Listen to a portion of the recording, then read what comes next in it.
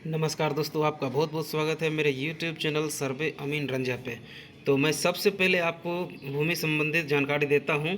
तो आज की इस वीडियो में रैयतों के लिए कुछ खास निर्देश हैं, जैसे रैयतों को क्या करना चाहिए, क्या नहीं करना चाहिए। सबसे पहले रैयतों को प्रपत्र 2 स्वघोषणा भरना चाहिए और भर करके अपने संबंधित अमीन को जमा करना चाहिए। नहीं तो DLRS की जो साइट है DLRS.bihar.gov.in पर अपलोड करेंगे। इसकी दूसरे तरीके से भी कैसे अपलोड करनी है मैंने अपनी एक वीडियो बना के जानकारी दे दी गई है। मेरे सारे वीडियो देखें, आपको भूमि संबंधित सारी जानकारी मिलेगी। खतियानी रैयत, जमाबंदी रैयत के वंशज स्वयं 3-1 वंशावली तैयार कर अपने अंचल शिविर में जमा करें। स्वयं प्रपत्र 3-1 वंशावली स्वयं जमा कर सकते हैं, सरपंच के पास जाने की कोई ज़रूरत नहीं है। या फिर निदेशालय की वेबसाइट DLRS.bihar.gov.in पर अपलोड कर सकते हैं। राजस्व रसीद की छाया प्रति 100 घोषणा के साथ संलग्न करें। यदि क्रय विक्रय दान की भूमि हो तो दस्तावेज की छाया प्रति जमा करें।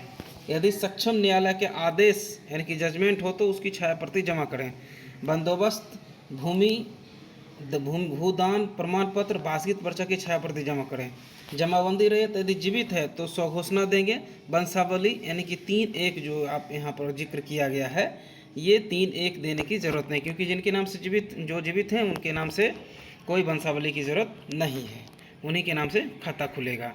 उसके बाद क्या नहीं करना है, तो प्रपत्र 3-1 में वंशावली पर कार्यपालक दंडाधिकारी यानी कि SDO या VDO इन लोगों की कोई ज़रूरत नहीं है। नोटरी पब्लिक के समक्ष शपथ ग्रहण करने की आवश्यकता नहीं है, यानी कि आप खुद ही वंशावली बना करके दे सकते हैं प्रपत्र 3-1 में फॉर्म भर के। प्रपत्र 3-1 में वंशावली पर संबंधित ग्राम पंचायत के प्रतिनिधि से हस्ताक्षर कराना आवश्यक नहीं, जो कि मैंने पहले बता दिया। यानी कि सरपंच के या मुखिया के साइन की ज़रूरत नहीं है, आप खुद भी बना के दे सकते हैं वंशावली फॉर्म 3-1 भर के। खतियान के सच्ची प्रति की आवश्यकता नहीं है, कि ओरिजिनल कॉपी आपके सर्वे के किसी भी स्टेज में आपसे नहीं मांगा जाएगा। यानी कि आपको जो भी ज़मीन का पेपर है, मूल प्रति है, उसकी सिर्फ और सिर्फ फोटोकॉपी ही लगेगी। किस्तवार प्रक्रम वह प्रक्रम होता है जिसमें अमीन नक्शा लेकर के आपके एक प्लॉट पे आएंगे और उसकी नापी करेंगे और वहाँ भौतिक सत्यापन करेंगे और उसमें एक नंबर देंगे और आपका नाम हो सकता है तो लिखेंगे।